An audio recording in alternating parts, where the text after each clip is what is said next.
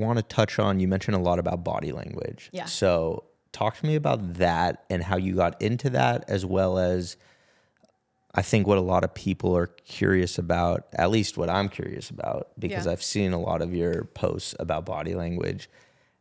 What are things to look for in terms of when people are comfortable around you Right. or into you, or what's a sign that people aren't into you and are kind of uncomfortable around you? What are Yeah. things that people could look for in either direction? Yeah.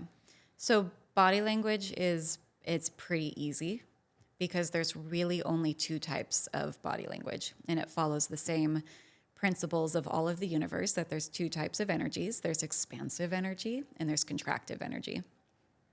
And so in body language, there's stressful, contractive body language, and then there's expansive, open, wanting to connect more body language. And the thing about body language is that you have to use it in context. So there's no really like one body language thing that means a certain thing, that means that somebody likes you or doesn't like you. It's more of like you're paying attention to the content of what's being talked about, and you're watching how that person is reacting in subtle and sometimes not so subtle ways. So contractive body language is anything where there's like a closure. So like me leaning away, that's my animal body, because it's body language. So my animal body below the surface of my human brain is wanting to get distance from you because something didn't feel safe.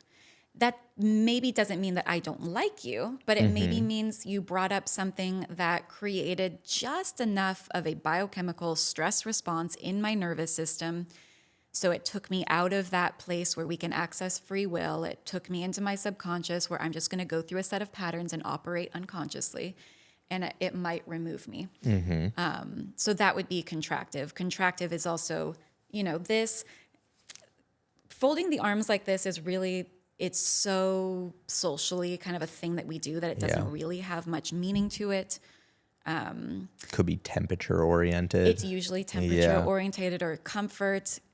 Blink rate is one to look for, when you're watching a really good movie and you're just, you don't blink a lot. And then if somebody starts to talk about something that is activating the contractive body language of blinking, would be that it blinks faster and quicker. So you're looking for rate and speed.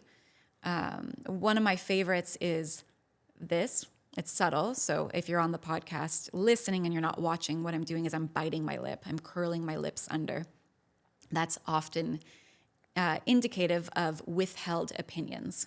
Okay. That's the one I find most useful in therapy, especially on Zoom, because you can't see what their feet are doing, which are usually more accurate than the face, because we're all conditioned to lie on our face, but we don't lie with our feet. Yeah.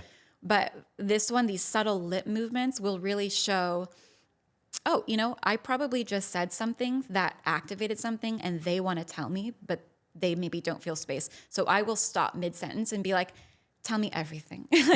How did that land for you? And then it's like all of this stuff. And then you'll notice all of the other body languages kind of start to come out. So you're really just, there's so many different applications for body language, because in a therapy setting, it's more of like you're looking for where they're blocked and how you can just invite awareness to that. In a healthy, safe relationship, I would say it's similar, because you can invite space into like, maybe what I just said triggered this person that I love so much. Let me invite their authenticity and their truth to come out. In dating, the early stages of dating, it's a little bit different, because it's like, first date and you notice somebody's feet point towards the door and they're leaning back, they're moving their drink away from your drink. These are all signs that it's like either they're wanting to leave, they're not into it, or you're talking about something that's just not landing with them.